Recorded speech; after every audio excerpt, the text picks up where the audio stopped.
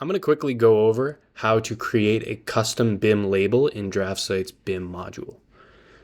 So here I have a Revit file loaded into DraftSight with a floor plan already created on the ground floor. So I'm going to go ahead and open up that floor plan and focus on the building here. And in order to access the BIM labels that DraftSight offers, go to the BIM tab and open up your label library.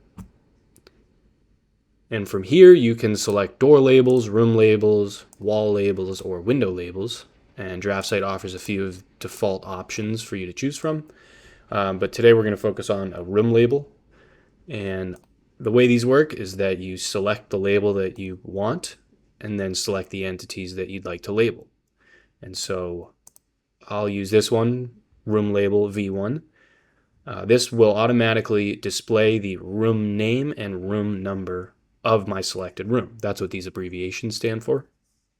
So if I double click and now select this room here, it shows me garage room number 5.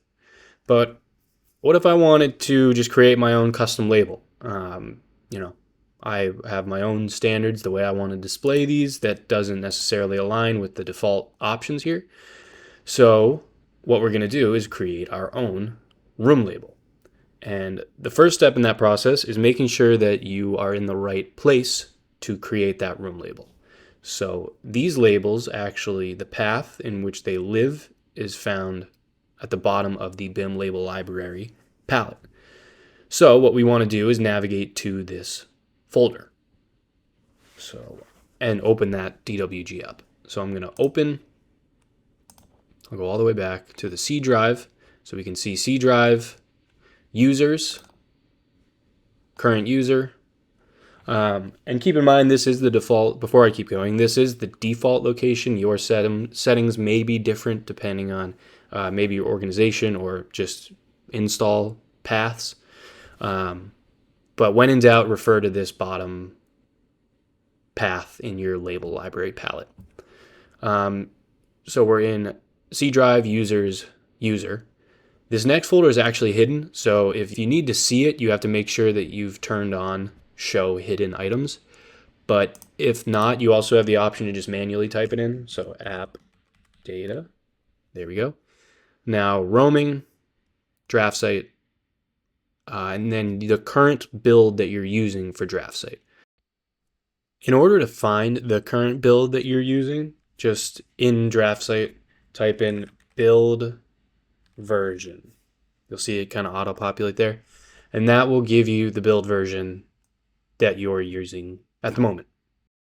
But you want to select your current build, BIM, labels. Now this next part's important. This depends on what your unit system is. So right now I'm using an ISO template, meaning that my drawing's in millimeters. So the label I'm gonna create is going to go here. If you have ANSI templates and use ANSI, you're going to just create it in ANSI. So I'll go ISO, rooms, and now these two DWGs contain all of the label blocks that you'll find under rooms here. So the way this works is that each folder here corresponds to the parent categories in the label library. So there's the doors, rooms, walls, windows. So let's go back to rooms here and let's go to room all. So this file is actually blank in terms of what's in model space. However, what we can see is that there are our 5 room label blocks saved inside of this drawing. And so what I'm going to do, and I would advise, I think this is the easier way to do it, but what you want to do is rather than create a new label block from scratch, it might be a little bit easier just to use one of the existing label blocks as kind of a starting point. So what I mean by that is we're going to type in edit block, and I'm going to select the room label block that I most closely want to resemble, I guess. So I'll start with V5. And now we have our block editor here. And all I want to do is I'm just going to add another variable or a field that will display the room perimeter. So to do so, just go up to define block attribute. I'll do room perimeter.